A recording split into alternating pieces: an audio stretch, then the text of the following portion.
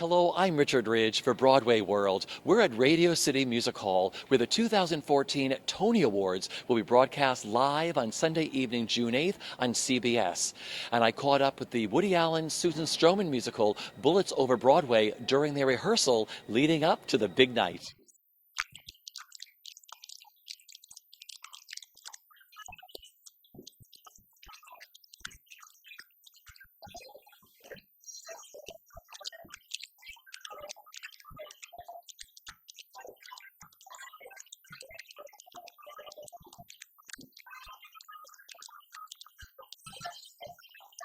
How cool is today?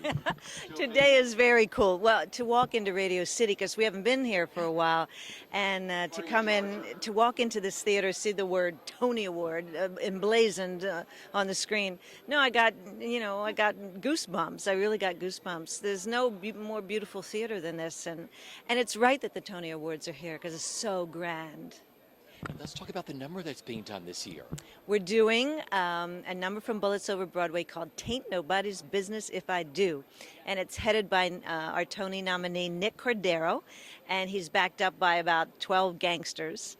And it's a wonderful sort of gangsterish tap number where everybody's getting out their gangster aggressions, and they're in wonderful William Ivy Long suits, and but it's a great sort of group of gangsters coming together and letting out all their aggressions with tap dancing. I love this, tap dancing gangsters. Yes. During the process of putting that number together for the show, was it an easy number to put together? Did it come quickly for you?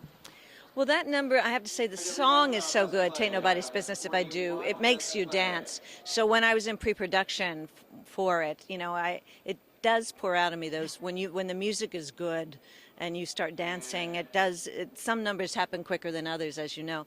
But that number just came to me, and when in pre-production, when you have characters, you have to actually dance so I had to be Cheech for a little while and another gangster, just so I would dance correctly as they would, and I loved putting this number together. And talk about Nick. Where did you find him for this? Nick came in and auditioned, and I knew right away he was special. There was something about him. He's such a good actor.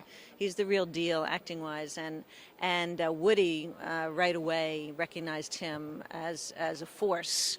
And he leads the show and leads the gangsters. And in fact, for Woody, that theme of how much would you compromise for your art is really Cheech's story. And because Cheech won't compromise for his art. And he ends up being sort of the real theme of the entire musical. So it was important for Woody to pick somebody who was a great actor. And then on top of it, he can sing and he can dance. And he also has in his voice sort of a gravelly, sexy sound, so he's not only sounds dangerous, he sounds sexy. How exciting was today rehearsing at Radio City? So exciting. My God, it's one of the greatest theaters in the country, if not the world. And so it's a real thrill to get to do, especially this number, Susan Stroman choreographed gangster tap number on a stage like this. It's amazing. It's huge, it's grand, it's opulent, it's gorgeous, and we're thrilled to be here.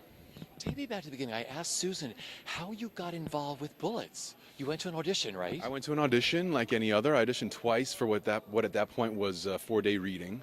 And then I got the job and did the 4 days, and it went well. And a couple weeks later, Julian Schlossberg, the producer, reached out to me on Facebook, actually, which I don't think was something he's used to. But he's like, I don't know how to use this thing, but call me. Here's my number.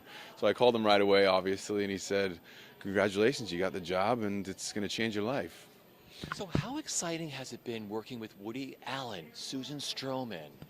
It's been incredible. It's been something that I could have never predicted would happen, but it's been unreal. It's been something I'll never forget. It's an amazing role. The role of Cheech is just, there's so many colors. There's so many things I get to do that are amazing on stage. I get to drive a car and kill people and tap dance and It's really it's a surreal experience, and they have been amazing collaborators and guiding forces in my journey throughout Bullets, and there's no way I'd be here without them, clearly. But I mean, even just in the room, when we were rehearsing and putting it all together, they were just so supportive and so into the angle I was bringing to the character that, you know, I'm indebted to them forever, for sure.